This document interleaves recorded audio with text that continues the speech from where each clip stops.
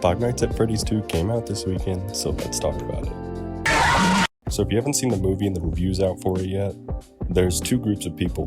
The ones who know the lore and really liked it and loved Easter egg hunting, and then there was the group that had no idea what was going on and really didn't like it at all as a movie. For me personally, I'm more in the middle. I liked some parts of it and other parts not so much. What I enjoyed about the movie was how much more scary and creepier it was. Specifically, the marionette doll was super creepy, and the way they used that really freaked me out in the theaters. I really liked that. I liked that it was scarier than the first movie, and I think it overall did a really good job with that. And again, overall, it was just entertaining. The animatronics looked really good in this movie. I really loved the way they looked.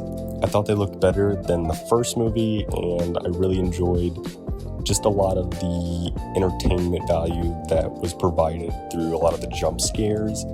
And even though this isn't a groundbreaking movie that's not going to change your perspective on anything, it is entertaining, and if you do want to just go into the theater and turn your brain off, it's a really good movie to go and see and enjoy. Now let's move on to my dislikes of the movie. I didn't like the characters as much as I did in the last movie. The characters made decisions that really didn't make sense and kind of seemed out of line, specifically Mike. I'll get more into that in my spoilers, so we'll just leave that off for now. I didn't like the convenience of some of the things that happened in the plot. They introduced this character at the beginning and he doesn't show back up until the end, and he really just shows up for no reason. There's no explanation. He's just kind of there. So I thought that was kind of dumb. Again, I'll explain that more in my spoilers. And the main complaint with a lot of people is it doesn't make sense because the plot is so lore heavy, and if you don't know the lore from the games, a lot of the stuff doesn't make sense. And that was kind of the group I'm in. I don't know much of the lore of Five Nights at Freddy's, so there were some parts of the movie where I was completely lost and totally confused. There are spoilers, warning. Alright, now let's jump into the spoilers. I'm just going to jump right to the ending of the movie. It didn't make sense how the animatronics at the end just showed up. Very much Avengers Endgame-esque, and there's no reason for it. Mike just kind of goes into the old Five Nights at Freddy's restaurant and is like, I need you, and then leaves. And it's like, how did they get there? Mike doesn't explain this to anyone. They all just kind of show up and no one questions it. It's really dumb and doesn't make sense. And speaking of Mike, I hated Mike in this movie.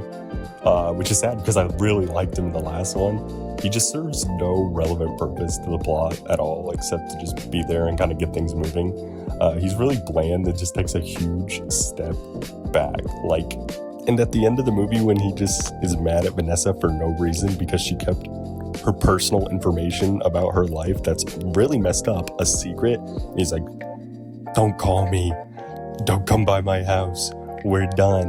It's like, what do you want her to do, man? She's got demons in her closet, and it doesn't make sense for you to be mad at her, especially right before that, literally minutes before that. She chooses you guys, and she's like, you guys are my real family. Like, I don't want to be like my dad. And she rejects Michael Afton, her brother. She's like, no, you are not my real family. I'm not with my dad. So for him to be like, go away from me, I'm mad that you kept your brother a secret from me, is really ridiculous and a terrible move in the characterization of Mike. It's definitely clear Vanessa is the main focus of the movie as a character, and I'm completely okay with that. It's really good, and it's a very interesting element for her to be scared of her past. She's dealing with her past trauma with her dad, and especially as a child, seeing and knowing her dad is a murderer that kills people she knows and her friends. It's very sad to see and think about, and it just leaves me wanting more. The movie leaves me wanting more with that. They kind of do a little bit with that, and then it kind of gets pushed to the side for the plot with the marionette. And I think if they spend a little more time focusing on her trauma with her dad, that would have been a lot better, and it could have enhanced the movie for me. Again, the marionette was so creepy. The possessions of McKenna Grace's character and then Abby, oh my gosh, I was actually kind of scared, kind of freaked out. So I thought that was really good. And the marionette's backstory, the beginning of the movie, when it goes through how she dies and why she is mad at all the adults, I think is so good. and she's a very good villain for this story.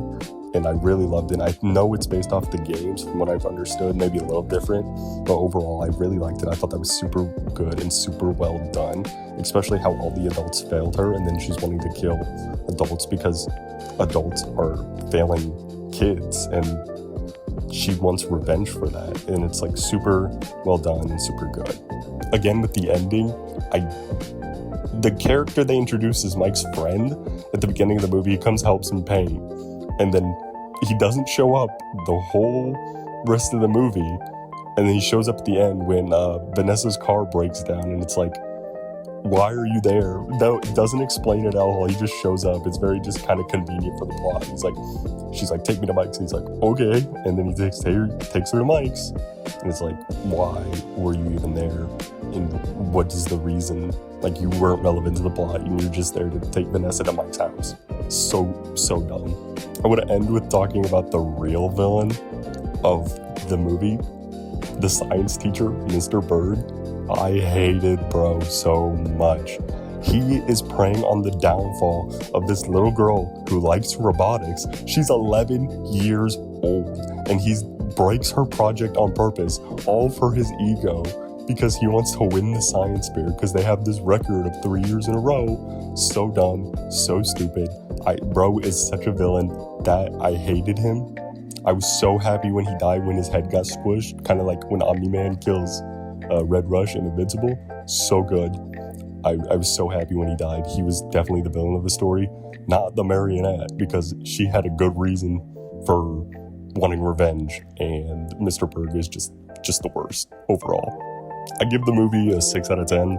I think a lot of the plot holes ruin it for me, and it just has more negatives than positives throughout. So I think a 6 out of 10. I did like how scary it was, so that really bumped it up for me, and it was entertaining overall, and the people in the theater had good reactions, so it was a fun theater experience. So yeah, 6 out of 10. Maybe I'm being a little too nice, but overall I thought it was good, and I liked it overall. It's just not the best.